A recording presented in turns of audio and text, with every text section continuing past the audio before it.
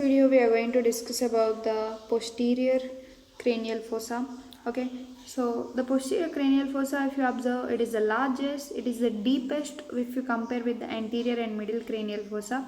Okay, and this is containing the hind brain, which consists of cerebellum behind and pons and medulla in front. Okay, so now let us discuss about the boundaries of this posterior cranial fossa.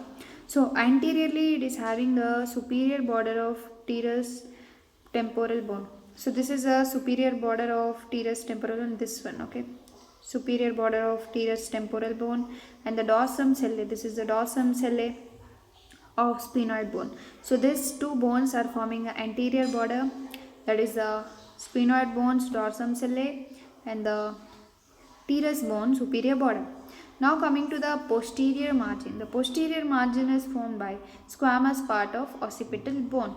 Now coming to the each sides. On each sides there is mastoid part of temporal bone and also there is a mastoid angle of parietal bone. Actually this side, this two sides, this is the parietal bone and this side will be having the mastoid bone. Okay. So if you see the skull, let me show this. So if you see this view, you will understand that on lateral sides there is also the parietal bone and the mastoid bone. Okay. So now this one we are seeing from inside, right? So we can't see these bones. But if you see from outside, you can understand now.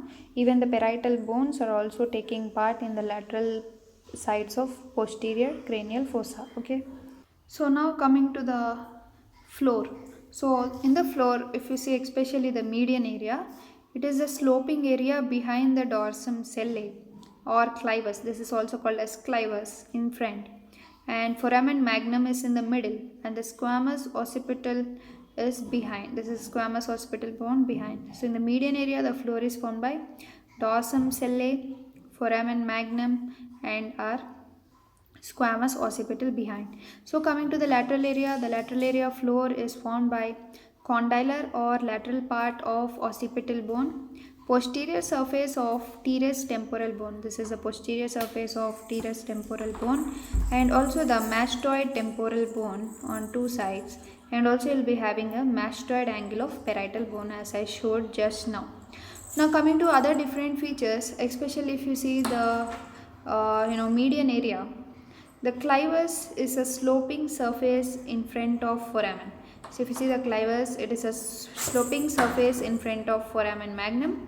It is formed by fusion of posterior part of body of sphenoid, including the dorsum sellae with basilar part of occipital bone. So dorsum sellae with basilar part of occipital bone both will form the clivus. Okay. The basilar part of occipital bone is also called as basi-occiput. Okay. Now it is related to basilar plexus of veins and supports the pons and medulla over here. Now coming to the each side. On each side of clivus, it is separated from teres temporal bone by tero-occipital fissure. So you can see some fissure-like structure. That is the tero-occipital fissure, which is between the teres part of temporal bone and occipital bone. Okay, and this is grooved by inferior pterosal sinus, and it is continuous behind with jugular foramen. It will be continuous with the jugular foramen behind. So you can see this is jugular foramen. Now coming to foramen magnum. Foramen magnum lies in the floor of fossa. The anterior part of foramen is narrow because it is overlapped by medial surface of condyles, occipital condyles. Coming to the squamous part of occipital bone shows the internal occipital protuberance. This is the internal occipital protuberance, which is exactly opposite to external occipital protuberance. It is related to confluence of sinuses. It is grooved on each side by beginning of transverse sinus. So this is called as transverse sinus, groove for transverse sinus. So from internal occipital protuberance, the transverse sinus will begin. Next, the internal occipital crest, this one in middle line. This line runs in the median plane from internal occipital protuberance to foramen magnum, where it forms a shallow depression called as Vermean fossa. So you can see the Vermean fossa, which is formed by internal occipital protuberance near the foramen magnum. Now coming to the transverse sulcus. So this is transverse sinus. In between that only it is forming a sulcus, that is called as transverse sulcus. It is quite wide, run laterally from internal occipital protuberance to mastoid angle of parietal bone till here. Okay, where it becomes continuous with sigmoid sulcus.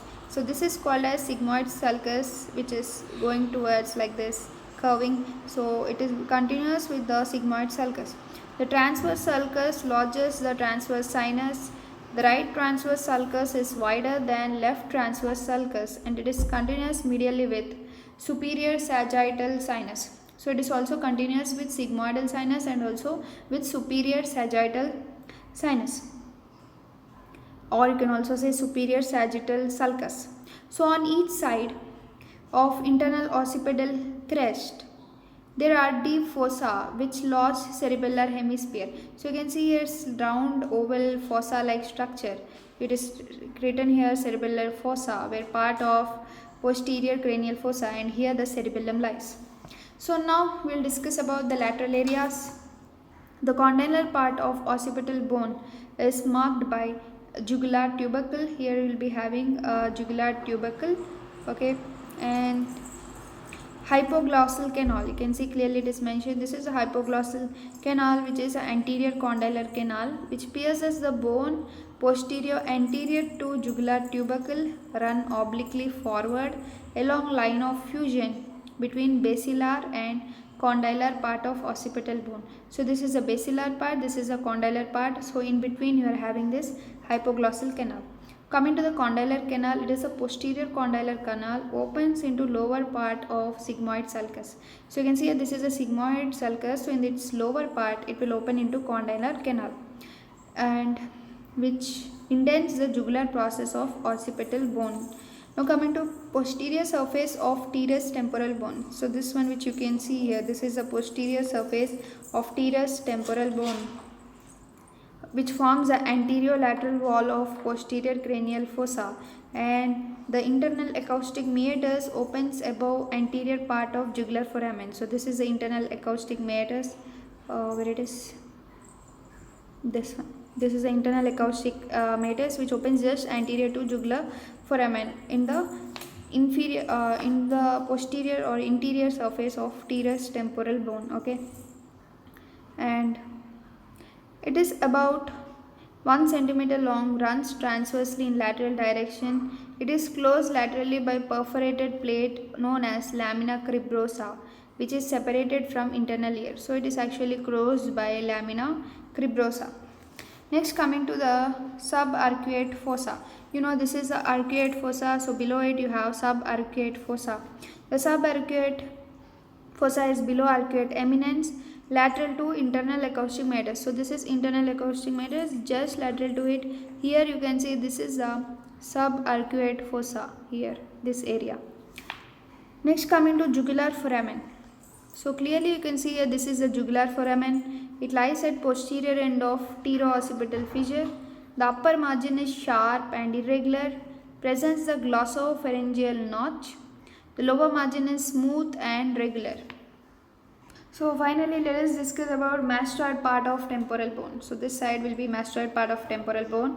The mastoid part of temporal bone forms the lateral wall of posterior cranial fossa. It is just behind the teres part of temporal bone. So just behind here will be mastoid bone.